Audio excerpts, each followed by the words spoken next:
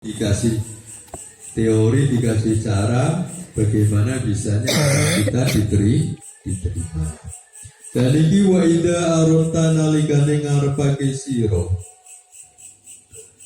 ngarepake anta arifa yento ngerti sira,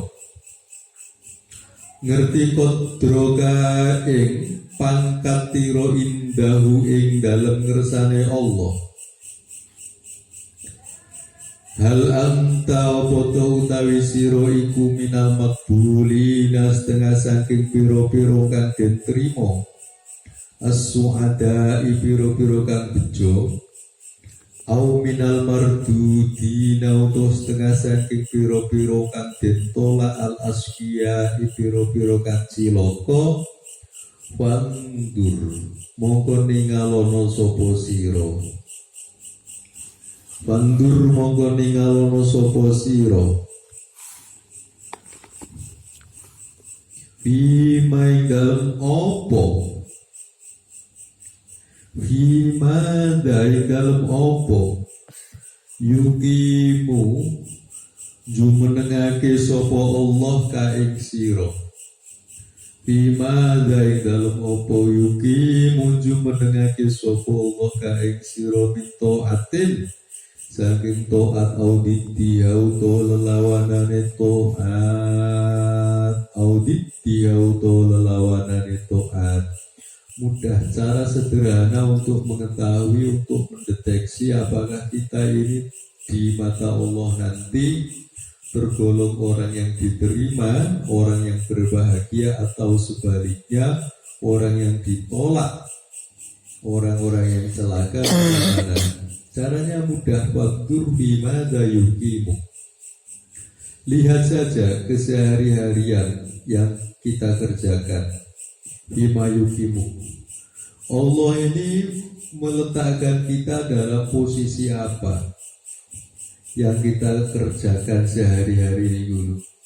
Minto atin auditinya. Apakah sehari-harinya kita ini mengerjakan to'at atau sebaliknya?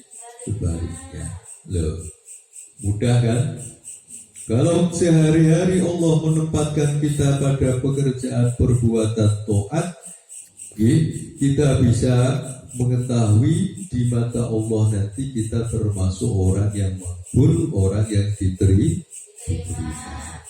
Waman monggo utawi sabane wong iku kana ana sapa man ana iku min ahli sa'adati setengah saking ahli wong kang bejo.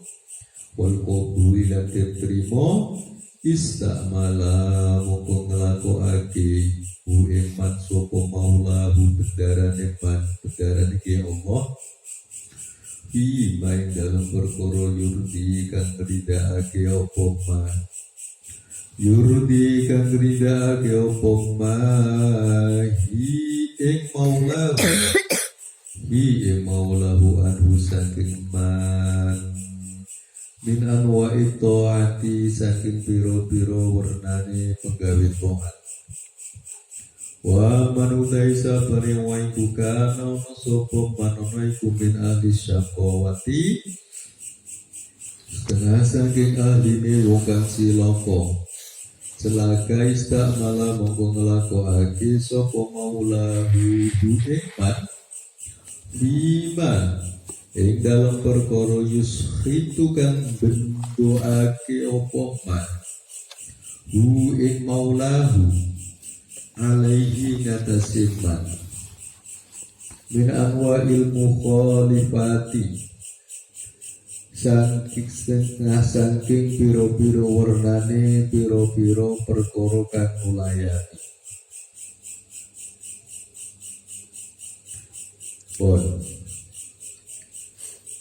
Jadi mudah cara mengetahui orang itu diterima atau tidak. Barang siapa orang itu memang dikehendaki oleh Allah menjadi orang yang berbahagia, maka oleh Allah di dunianya orang itu ditakdirkan istakmalahu, ditakdirkan beramal dalam hal-hal yang meridhokan Allah, termasuk perbuatan-perbuatan to'at. Jadi ketika banyak orang yang kita lihat atau kita sendiri sehari-hari sering melakukan hal-hal taat, niku bukti pertanda bahwasanya kita ini nanti akan diterima. Begitu juga sebaliknya. Wahada utawi kilah perkara iku yunasibu mantesi apa ada al-amata ing wong umum. Niku kriteria yang disebutkan di atas itu yunasibu untuk orang awam. Orang awam itu dia orang-orang seperti kita semua ini jenenge awam. Betul ruwet-ruwet. Wa amal khosoh anapun wong kang khusus orang-orang istimewa iku fayuqalu monggo den ucapake bihi ing dalem khosoh apa sing den ucapake in arata lamun ngarepake sira anta arifa itu ngerti sira kodroka ing pangkat sira ai manzilataka tegese pangkat kedudukan sira indahu ing dalem kersane Allah. Hal anta boto utawi sira iku minal maqbulina ribut minal muqarrabin. Hal anta boto utawi sira iku minal muqarrabina setengah saking pira kang den parekake kabeh aula utawa ora pandur monggo ningalono sapa sira bima daing dalem apa yuki munju menengake sapa Allah ka ing sira ayu ridu tegese nekaake sapa Allah hu ikma ala qalbika ing atase ati ira ala qalbika ing atase ati ira min idroki jalalati saking nemu keagungane Allah wa azamati lan tegese keagungane Allah. Beda lagi kalau orang-orang khusus para wali niku kriterianya lebih dalam lagi. Bukan hanya sekedar diterima, paham ya? Kalau orang awam niku standarnya kan diterima, ditolak. Niku lek tiang awam. Kita semua ini diterima niku sudah untuk pun termasuk orang yang bejo, orang yang berbahagia. Ya, paham. Ditompo diterima niku lho. Niku pun seneng. Kita mau bertamu ke seseorang yang kita anggap istimewa, kita diterima, bisa bertamu, bisa masuk rumahnya niku pun seneng. Paham? Niku jenenge ditompo, diterima makbul. Paham? Amal kita diterima oleh Allah niku kita sudah senang. Paham ya? Tidak ditolak, sekedar diterima niku pun senang, kita sudah berbahagia.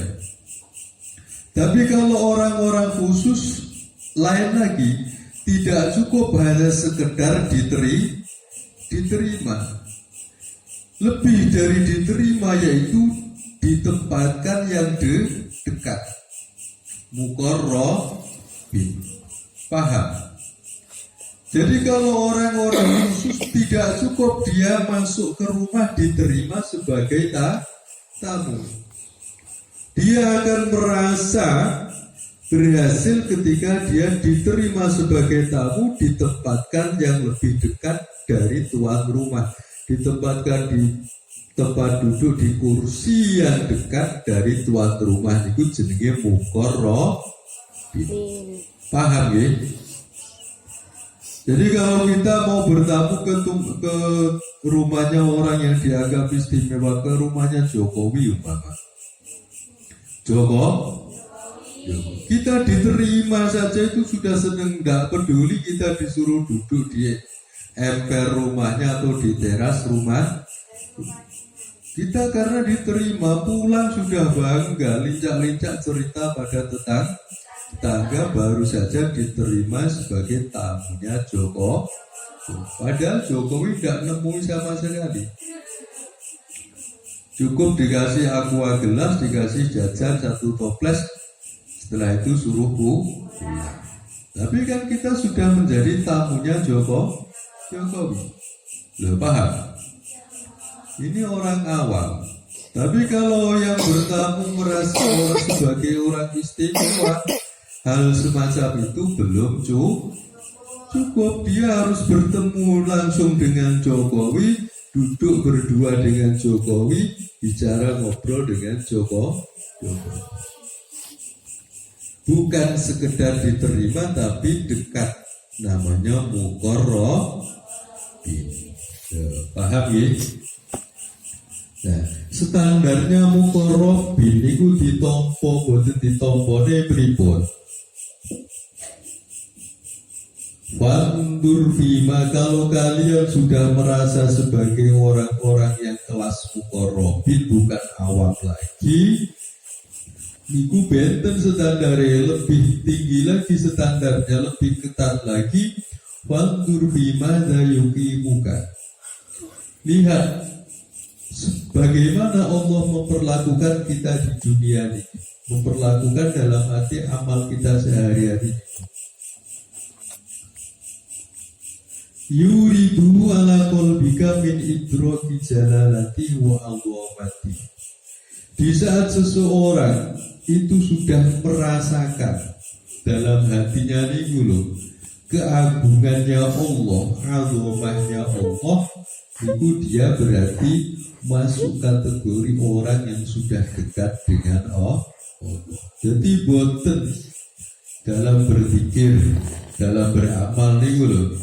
Beramal kita sholat, umpama satu contoh.